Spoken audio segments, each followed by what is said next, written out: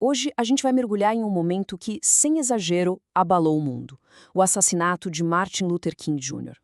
Mas sabe, para entender de verdade por que a morte dele foi um divisor de águas tão grande, a gente precisa dar um passo atrás. A gente precisa entender a vida dele e a luta que ele liderou. Então, vamos lá. Vamos nos transportar para lá. O lugar, Memphis, no Tennessee. A data, 4 de abril de 1968. Um dia que, olha, começou cheio de esperança, mas que terminaria de uma forma absolutamente trágica para uma nação inteira. E é impressionante pensar que na noite anterior, bem ali em Memphis, o Dr. King fez um discurso que hoje a gente olha para trás e arrepia. É assustadoramente profético. Ele disse que tinha visto a terra prometida, sabe? Quase como se ele soubesse, como se ele sentisse que a jornada dele estava chegando ao fim. E não deu nem 24 horas. Na sacada do Lorraine Motel, aconteceu. Um único tiro. E foi suficiente para silenciar uma das vozes mais potentes, mais importantes do século XX. O líder do movimento pelos direitos civis, com só 39 anos de idade, estava morto. E aí fica a pergunta, né? A pergunta central de tudo isso. Que homem era esse? Que pessoa é capaz de despertar, ao mesmo tempo, um amor tão profundo em tantos e um ódio tão violento em outros? Para a gente conseguir entender o que aconteceu naquele dia, a gente precisa, antes de mais nada, entender quem era esse homem e o mundo em que ele vivia. Então, vamos voltar no tempo. A gente precisa entender a América onde Martin Luther King cresceu. E olha, era uma nação rachada ao meio, governada por um sistema opressivo de segregação racial. E essa divisão toda não era só social, não. Tinha base na lei. Eram as chamadas Leis Jim Crow. O que isso quer dizer? Basicamente que o racismo virou lei. Simples assim. O sistema legal criou duas sociedades, uma para brancos, outra para negros. Completamente separadas e, claro, absurdamente desiguais. Tá, mas e na prática? No dia a dia, o que isso significava? Significava que era tudo separado. Escolas separadas, assentos no ônibus separados, restaurantes, bebedouros, tudo. Significava ser tratado como um cidadão de segunda classe na sua própria terra e, pior, significava ter o seu direito de voto, a base da democracia, negado sistematicamente. Essa citação do próprio Dr. King é muito forte, né? Porque ela mostra o peso psicológico de tudo isso. Ele está descrevendo essa humilhação de todo dia, essa briga interna. O corpo dele era forçado a ir para o fundo do ônibus, mas a alma, o espírito dele ficava lá na frente, resistindo. Era exatamente contra essa realidade que ele decidiu lutar. A questão era como lutar contra um sistema tão enraizado, tão poderoso. A resposta de King, e aqui está a genialidade dele, não veio com violência. Veio com a força que, no final das contas, se mostrou muito mais poderosa.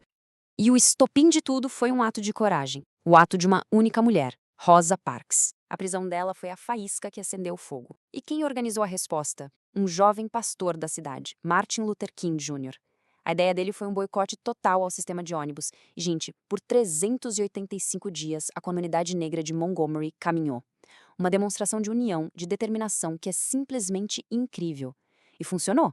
No final, a Suprema Corte declarou que a segregação nos ônibus era inconstitucional.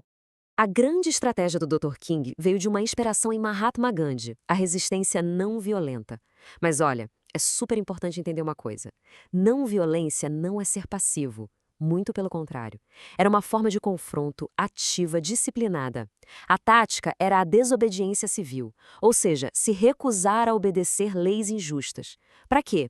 Para provocar uma reação, para forçar o sistema a mostrar sua cara mais brutal para o mundo inteiro ver. Bom, o sucesso lá em Montgomery foi só o começo. Deu início a uma onda de ações por todo o país. O Dr. King ajudou a fundar a SCLC, que era uma organização para coordenar esse movimento em todo o sul dos Estados Unidos. E aí os protestos começaram a pipocar por toda parte, sabe? Desde os famosos sit-ins em lanchonetes até confrontos bem mais diretos, como os que aconteceram em Birmingham.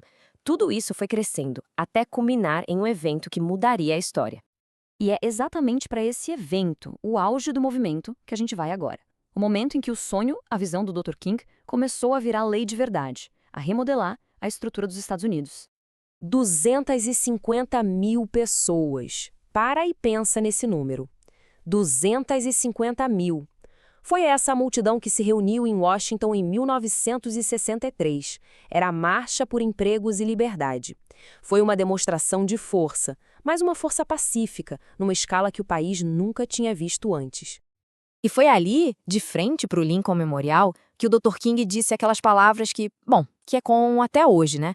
E o mais curioso é que a parte mais famosa, a frase "Eu tenho um sonho", nem estava no roteiro do discurso. Foi algo que veio na hora, de improviso, e que conseguiu capturar a alma, a essência de toda aquela luta. E o resultado de tudo isso? Tá aqui, bem claro. A marcha e toda aquela pressão contínua deram frutos, e frutos bem concretos na forma de leis. Primeiro, a Lei dos Direitos Civis de 1964, que basicamente tornou a segregação ilegal. E depois, a Lei dos Direitos de Voto de 1965, que garantiu o que era básico, o direito de votar. O sonho, aos poucos, estava virando lei. E tudo isso nos traz de volta para aquele dia terrível em Memphis. Porque, no fundo, o assassinato dele foi uma tentativa de matar esse sonho, de parar todo esse progresso. Só que, como a gente vai ver, o legado do Dr. King, esse se provou bem mais forte que uma bala. A reação à morte dele foi imediata. E foi uma mistura de dor profunda e muita, muita fúria. Tumultos explodiram em mais de 100 cidades americanas. A sensação era de que o país estava se partindo em pedaços. Mas, mesmo em meio a todo aquele caos, a violência não conseguiu apagar a mensagem principal dele, a da não violência. E o legado dele foi sendo solidificado com o tempo, sabe? De várias formas. Ele já tinha ganhado o Nobel da Paz em 64. Depois, criaram um feriado nacional em homenagem a ele. Um memorial gigante foi construído bem no coração de Washington. Mas talvez o mais importante de tudo é que a filosofia dele, a do protesto não violento, continua vivíssima, inspirando movimentos por justiça no mundo inteiro até hoje. Não há dúvida de que a luta de Martin Luther King Jr. mudou os Estados Unidos para sempre. As leis mudaram, barreiras que pareciam intransponíveis foram derrubadas. Mas a grande questão que o legado dele deixa no ar, mais de 50 anos depois, é a seguinte: o quão perto a gente realmente está de alcançar aquele sonho, o sonho que ele descreveu de forma tão poderosa naquele dia de agosto?